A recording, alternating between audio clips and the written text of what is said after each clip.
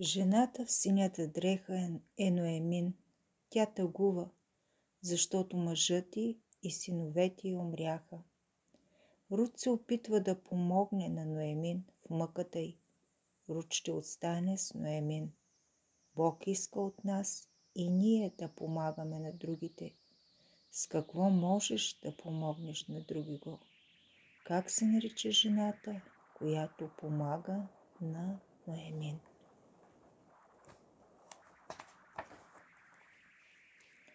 Въпреки, че Самуил беше съвсем малък, той живееше при скинията и помагаше на свещеника Илия.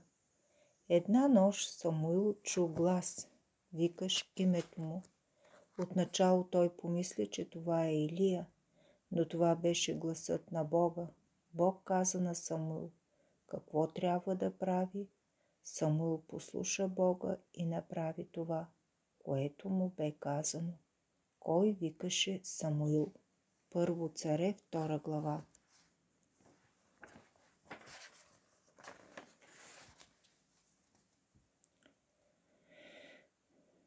Когато Самуил порасна, Божият народ пожела да има цар. Това не се хареса на Бога. Той знаеше, че нищо хубаво няма да излезе от това. Въпреки това, той избра Саул за цар. Саул беше висок и красив. Ти виждаш как Самуил говори на народа. Ето нашият нов цар. Подчинявайте му се. Кой стана цар? Първо царе, 8 глава. Давид много обичаше Бога. Когато беше малък, той пасеше бащините си овце. Виждаш ли до него арфата му? Той съчиняваше прекрасни песни, за да покаже на Бога колко го обича. Много от тези песни са влезли в Библията. Те се наричат псалми. Какво съчинява Давид? Първо царе, 16 глава. Този лъв иска да изяде овцете на Давид. Можеш ли да покажеш лъва? Овцете. Бог създаде Давид силен и смел. С помощта на Бога Давид ще убие лъва и той няма да може да причини зло на овцете. Ще причини ли лъвът някакво зло на овцете? Защо не? Първо царе, 17 глава. Голиат заплашва Божиите люди с копието и меча си. Давид хвърля по Голиат камък с прашката си. Давид знае, че Бог ще му помогне. Камъкът ще удари Голиат в лицето и Голиат ще падне мъртъв. Божият народ ще бъде спасен. Кой уби Голиат? Първо царе, 17. Цар Саул имаше син на име Йонатан. Давид и Йонатан бяха големи приятели, но цар Саул искаше да убие Давид. Йонатан помогна на Давид да се скрие от царя. Йонатан знаеше, че трябва да се подчинява на Бога и да помогне на Давид, въпреки че баща му заповядваше да не го прави. И ти, и аз също трябва да се подчиняваме на Бога.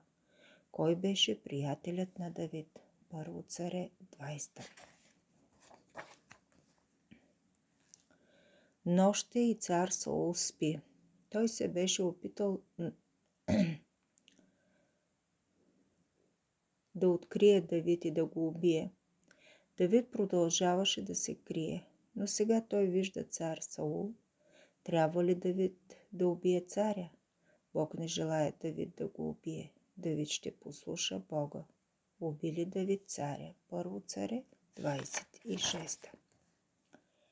Самуил е вече стар, но все още е един от Божиите служители. Бог му поръча да помаже с миро главата на Давид.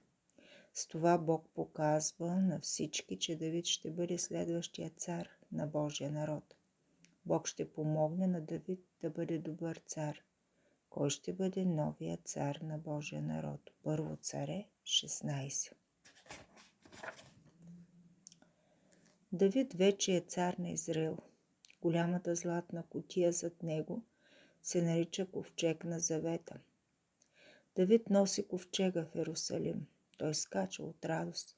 Той обича Бога и Бог го обича. Бог обича и теб. Ти трябва да се радваш на това. Защо цар Давид е толкова щастлив? Второ царе 6.